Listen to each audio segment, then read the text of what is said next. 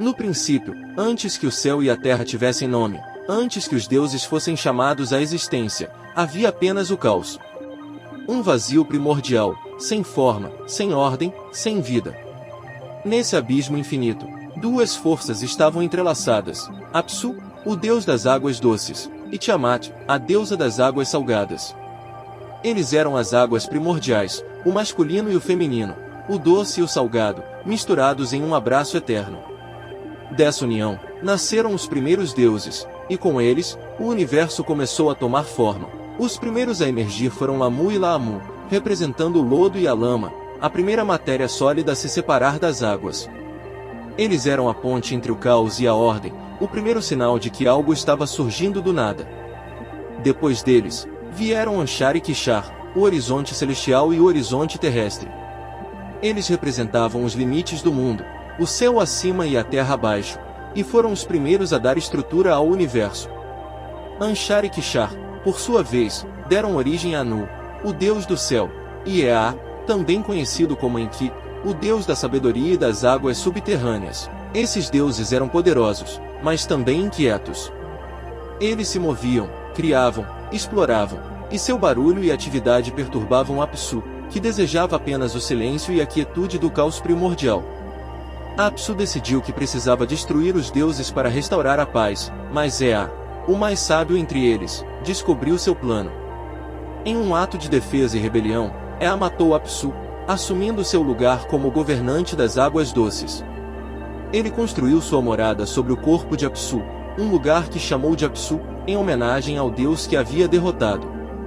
No entanto, a morte de Apsu despertou a fúria de Tiamat. Ela, que havia sido a companheira de Apsu, sentiu-se traída e decidiu vingar sua morte. Tiamat criou um exército de monstros, seres terríveis e poderosos, e nomeou Kingu, seu filho e consorte, como líder.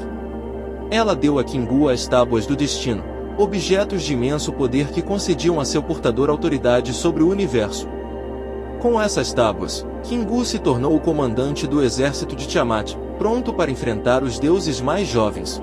Os deuses, agora ameaçados, se reuniram para decidir o que fazer. Ea tentou enfrentar Tiamat, mas percebeu que não tinha força suficiente. Foi então que Marduk, filho de Ea, se ofereceu para lutar contra Tiamat. Marduk era jovem, mas poderoso, e estava disposto a enfrentar a deusa do caos. No entanto, ele impôs uma condição: se vencesse, seria reconhecido como o rei dos deuses. Os deuses concordaram, e Marduk partiu para a batalha.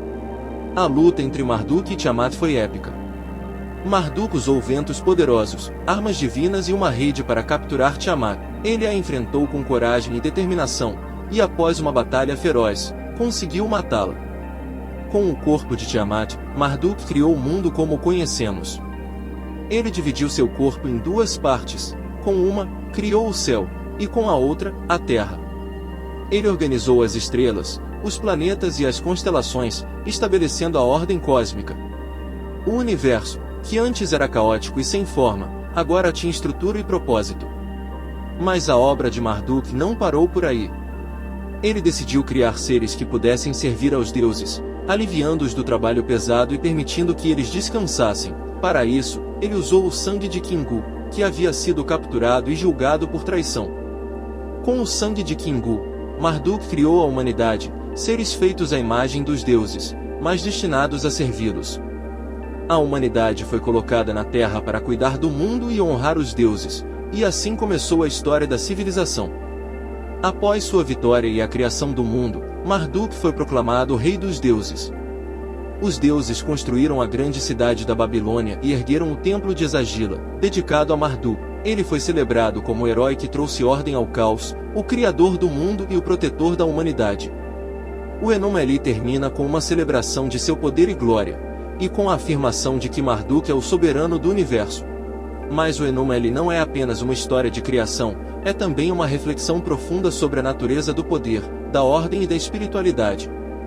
Ele nos mostra que o caos e a ordem são duas forças que estão sempre em tensão, e que a criação do mundo foi um ato de coragem e sacrifício.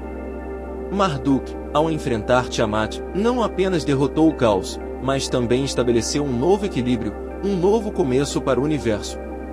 A espiritualidade do Enuma Elish está profundamente ligada à ideia de que os deuses e os humanos estão interconectados. Os deuses criaram a humanidade para servir, mas também para honrar e adorar. A humanidade, por sua vez, depende dos deuses para sua existência e proteção. Essa relação de reciprocidade é central para a visão de mundo dos babilônios, e reflete a crença de que o universo é um lugar ordenado e sagrado, onde cada ser tem um papel a desempenhar.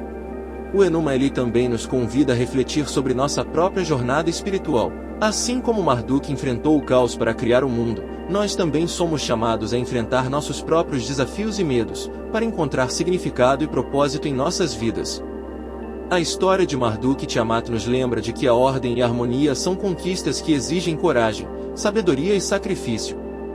E assim, o Enuma Elish continua a ressoar através dos séculos, uma história que nos conecta com as raízes mais profundas da humanidade. Ele nos lembra de que, no coração de cada um de nós, há uma centelha divina, uma conexão com os deuses e com o universo, e que, assim como Marduk, temos o poder de criar, de transformar e de trazer luz ao caos.